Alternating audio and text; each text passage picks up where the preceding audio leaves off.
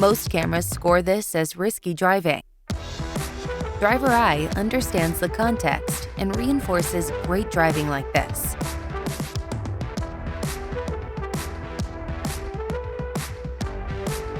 Improve safety and reduce driver turnover. Welcome to the Green Zone.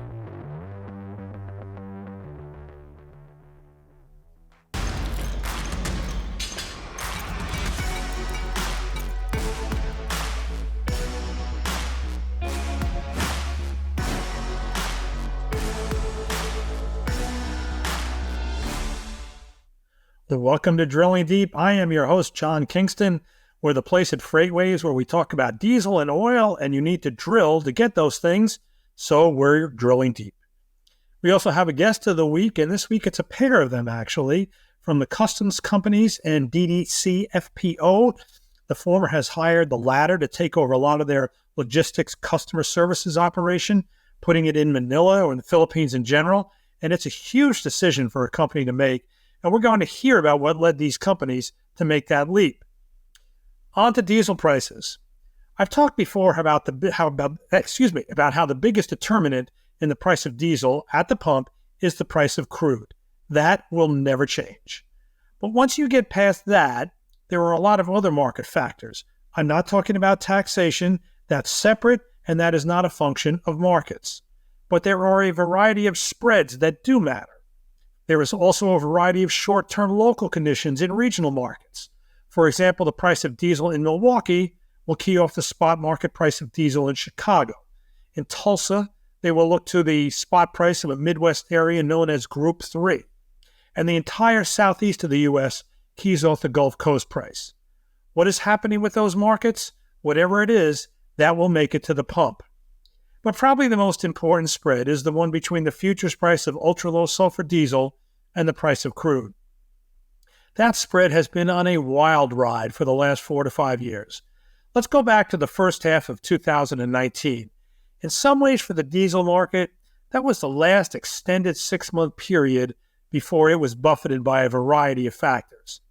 The spread between Brent crude, which is the world's benchmark, and the price of ultra-low sulfur diesel, ULSD, on the CME commodity exchange averaged about 39 cents per gallon for those 6 months.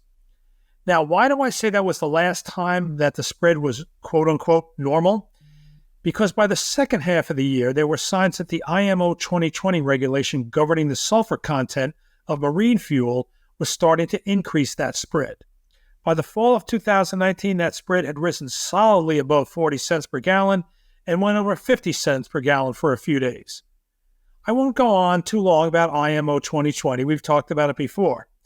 But let's just say that the pathway to meet the tighter sulfur regulations, tighter sulfur specifications on marine fuel was likely to draw diesel molecules away from transportation and into the marine fuel market.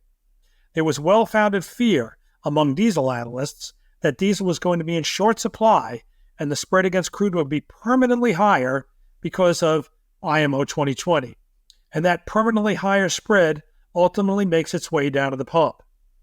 Then, of course, the world had too much of everything because of the pandemic, and the big squeeze on diesel markets never took place. But by 2021, as the world was coming out of the pandemic, the price of a lot of things went crazy.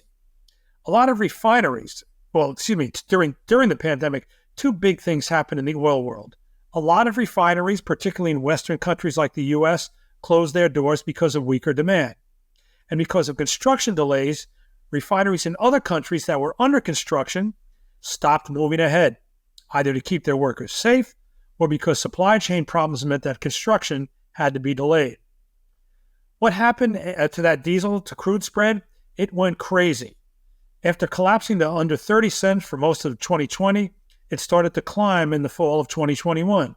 Slowly but surely, it went through 60 cents and 70 cents, representing that much of a premium of ULSD over Brent.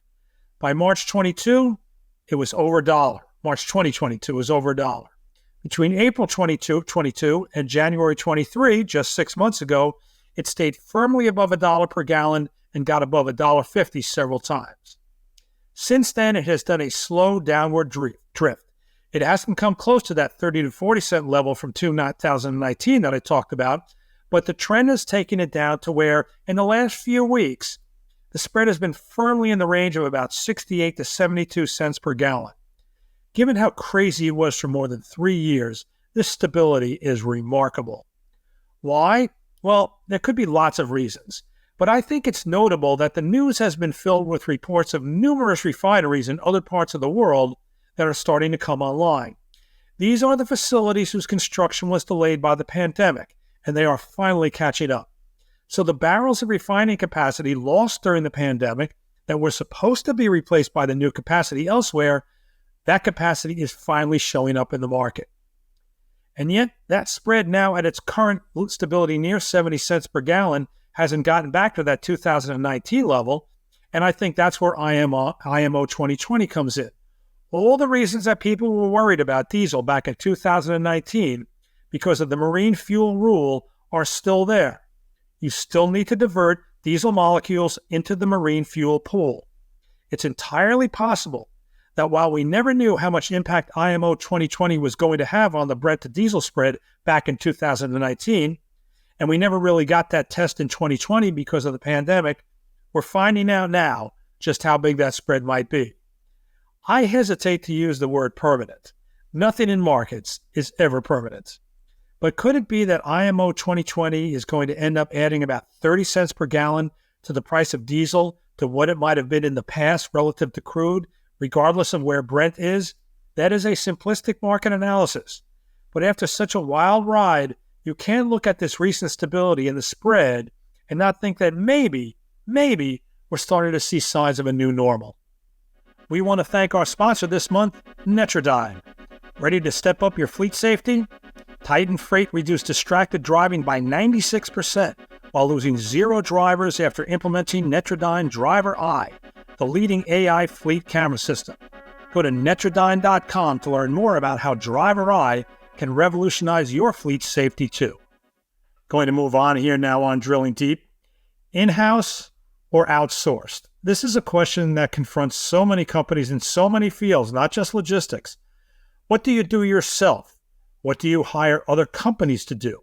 You can have times when you could have 2 competitors who offer pretty much the exact same product or service, and one outsources a key activity and the other competitor keeps it in, and they each think that they've got an advantage in doing so. This question has always fascinated me. So it caught my eye recently when I received an announcement that the customs companies, which is I won't call it a 3PL, we're going to get a description to it in a minute, had hired DDC FPO to be one of their outsource partners, or maybe the outsource partners. And I really wanted to talk about why. Why do you do this? Why don't you keep it in-house? And what does an outsource partner give you an advantage of? So we've got people from both ends of that today to talk with us here on Drilling Deep. One of them is Joe Klikas. He is the Chief Experience Officer at Custom Companies. And the other is Madison Conway. She is the Global Marketing Director at DDC FPO. We want to welcome both of them to Drilling Deep. Madison, hello, and Joe, hello. Hello, thank you for having us. Hey, John. I think the best way to start first, Joe, why don't you talk about the custom companies and what it is that you do? I'll be happy to. So custom companies, technical term is asset-light provider, even though we think, feel, act as a carrier. Our equipment manages first mile and middle mile of all our LTL business that we enjoy. And we have a series of partners, strategic long-term partners across the country that we depend on for that final mile piece. So, 37 years in business. We call ourselves full service because we do everything from volume to less than truckload to expedited. So we got a full array of services, but our pride and joy is less than truckload by far. So as Chief Experience Officer, it's a creative way of saying I'm in charge of the operation. So I'm the lucky guy who's got to piece this whole thing together. Okay, so Madison, first, then why don't you talk about DDC FPO, and then I'll try to put all things together. Sure, I'd be happy to. So DDC FPO is the freight-focused business unit of a company called the DDC Group. DDC stands for Direct Data Capture. There are several DDC companies all over the world. We do business process outsourcing for a variety of industries. DDC FPO specializes in freight process outsourcing. So here in North America, for example, we process 1/3 of all LTL shipments.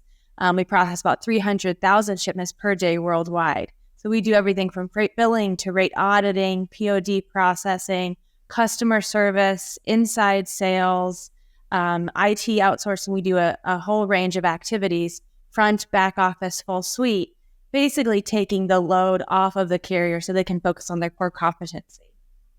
All right, Joe, so let's go back to that question that I opened up with, insource or outsource. You hired DDC FPO to do some things for you.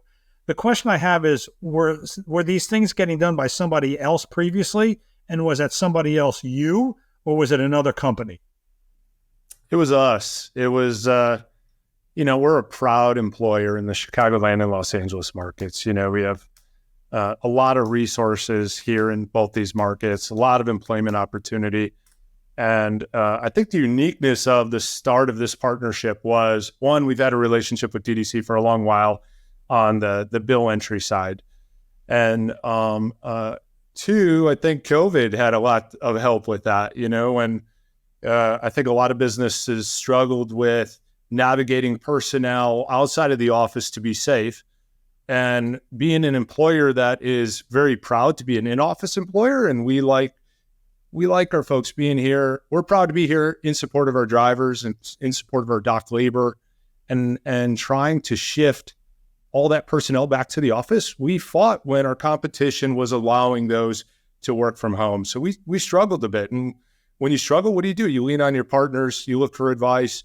And I think it took some time, but we made the decision to partner with DDC and give us some help, and it kind of flourished from there. So Madison, why don't you talk about what it is you're going to do for the custom companies? Sure. So we already, as Joe mentioned, are already providing their back office freight billing support.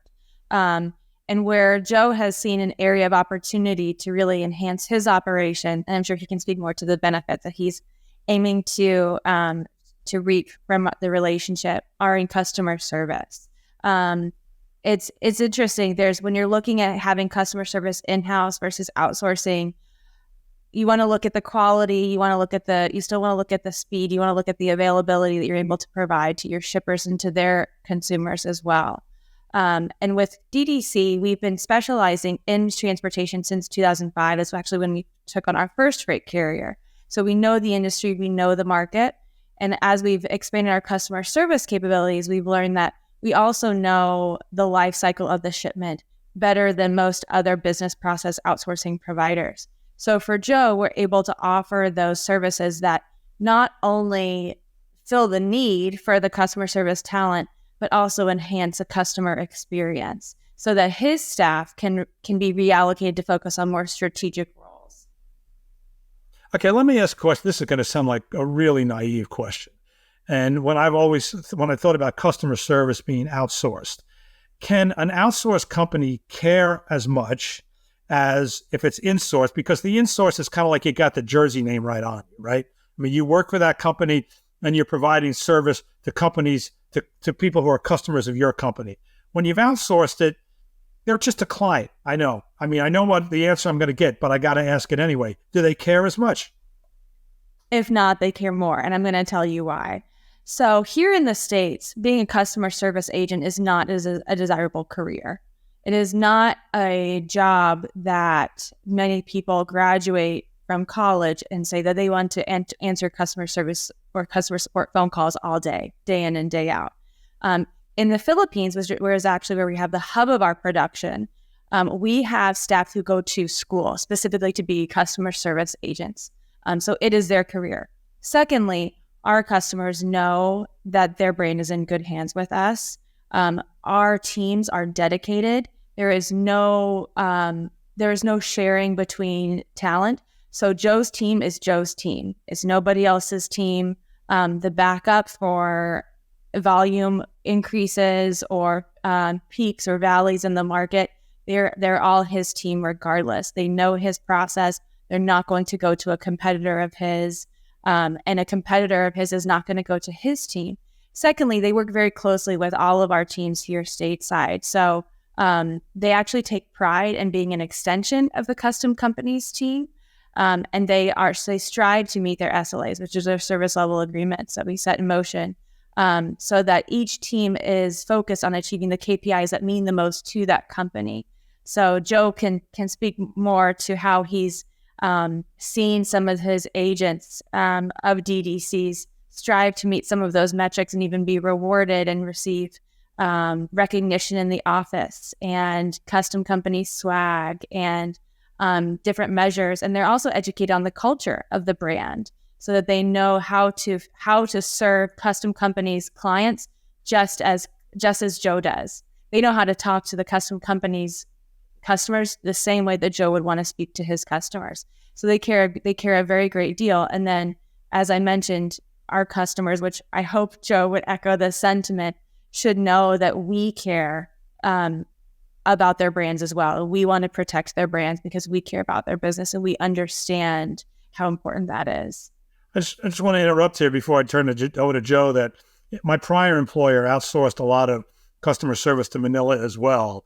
And I did visit them over there. You know, they were really excited about somebody from the U.S. operation coming over to meet them. And then it is kind of strange to go there and see them starting their day at 8 p.m., as you know, and having lunch at about 1 a.m. And I'm sure, I'm guessing, Madison, you've probably been over there and you've experienced that firsthand as well. I have. Yeah. Okay, Joe, so talk about the decision to outsource this. This can't be easy.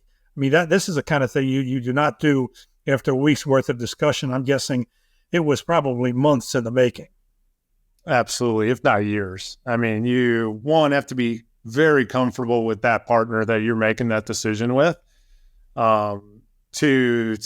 involved the whole organization. Before we did this, it was a company-wide because that pride, I mean, entry level, as much as, to reward, where Madison's saying it's not the most attractive position, but that's the building block of what we do. I mean, that's the lifeline of our clients calling in there looking for support. So it's important on the development side for future employees. And it's also very important on the customer side for customer retention and customer satisfaction. So it was a big decision. But I would say, the decision to do that really stemmed from the difficulty of hiring that entry level amidst COVID. So we were struggling to get those people in there to train and to learn. And we said, we were actually looking at other companies too to help us with our training material. And we said, if we're going to do this, let's have outside eyes looking in. DDC was building momentum in the space. We were entertaining other options, but having that relationship with them and other segments of the business kind of let them stand out amongst the crowd. Plus, you only have to meet a few of the people within DDC and really understand. You'll see their passion really quickly on what they have with regard to growing the staff that they source within the areas that they do and the business that they provide. I mean, it's exceptional. And we went down the path of, okay, tell us about our training, audit our training. How would you do this? And that really warmed us up to the fact that, okay, this is a very valuable partnership that will allow us to look more within about what we do and complement what we do rather than impede what we do. And that really helped make that decision. Madison, how many people are you putting into this compared to, let's say, how many people were back in the U.S. prior to the shift? How many people in Manila under DDC FPO would say, I'm working for the custom companies? Or maybe you've just got a whole ocean of people and they might be doing more than one company, or are they dedicated just to the custom companies? No, we do have dedicated teams. Each client does have a dedicated team. So they've got their own dedicated personnel. It includes agents as well as supervisory staff and the training program as well. Total in the Philippines, we have about 5,000 employees, but that 5,000 is split across all of our clients. And then, of course, we also have some team members in Bosnia and Serbia as well. I don't believe any of Joe's teams are in Bosnia or in the Balkan region. But in the Balkan region, for example, is where we really specialize in our multilingual services. So they're doing a lot of the customs brokerage processing work and moving shipments between borders and things like that. But Joe can rest assured that his agents are not being shared with any of his competitors or any other carriers. So, Joe, how many people did you have working in this field prior to the shift? Now, those people, I assume you probably tried to find employment within your company somewhere else for them. But how many people were affected versus, let's say, how many people now, in the Philippines can provide services? Yeah, we repurposed or promoted. So in that transition, we had zero layoffs, even in the midst of COVID. We did not lay any folks off.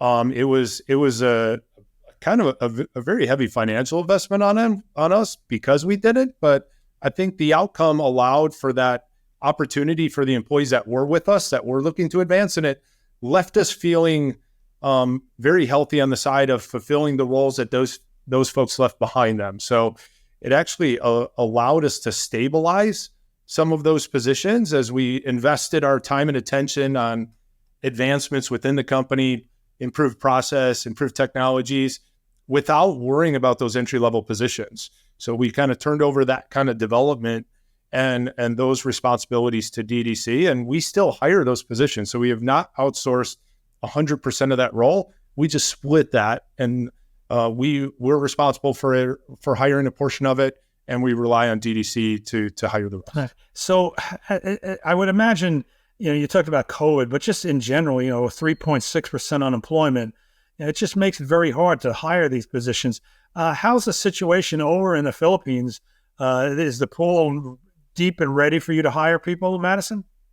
So BPO in general is one of the strongest, if not the strongest, industry in Metro Manila and other hot regions of the metros of the Philippines, right? So like I said before, folks go to school for this. This is what they want their career to be in.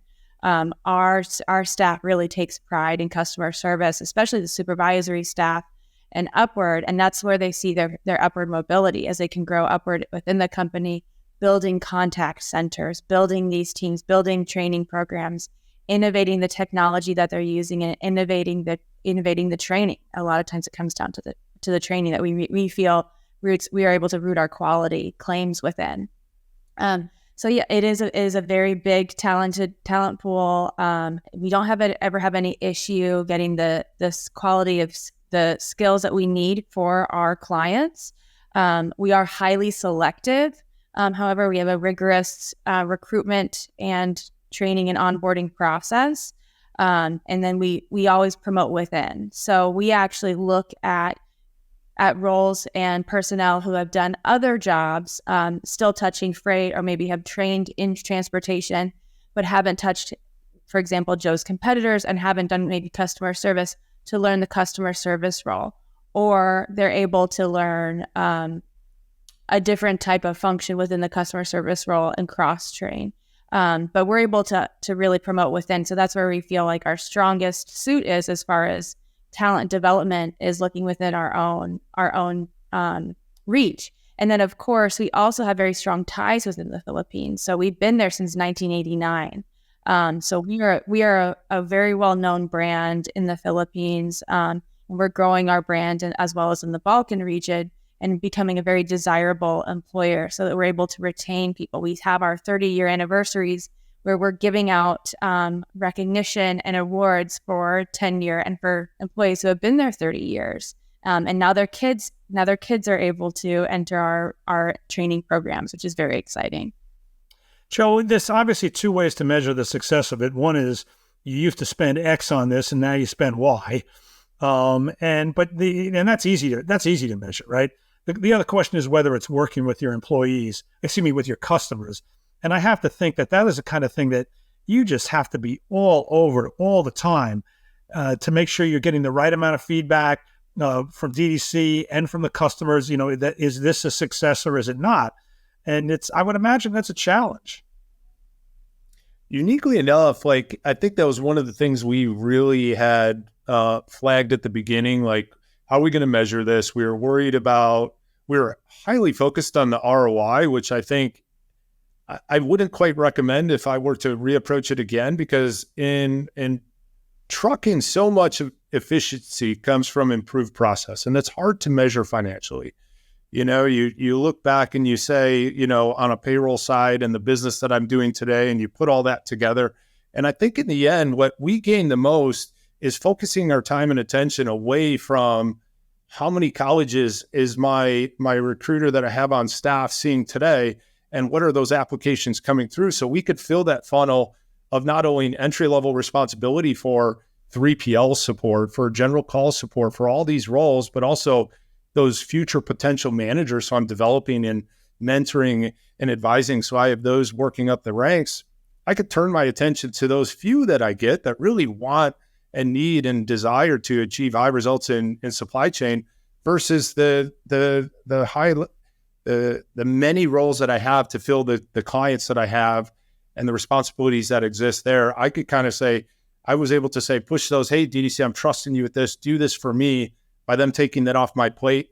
It's very hard to measure that return on investment by them taking on that responsibility. And I could echo, I mean, I traveled out there. I got to see firsthand the schooling that these individuals, because I wanted to make sure that the quality was there, because the quality probably was one of our other concerns, to make sure that that person is well-spoken on that phone, that they understand the passion that we have for trucking, and they could relay that, because I think a caller, whether a small client or large client, they can feel that through the phone.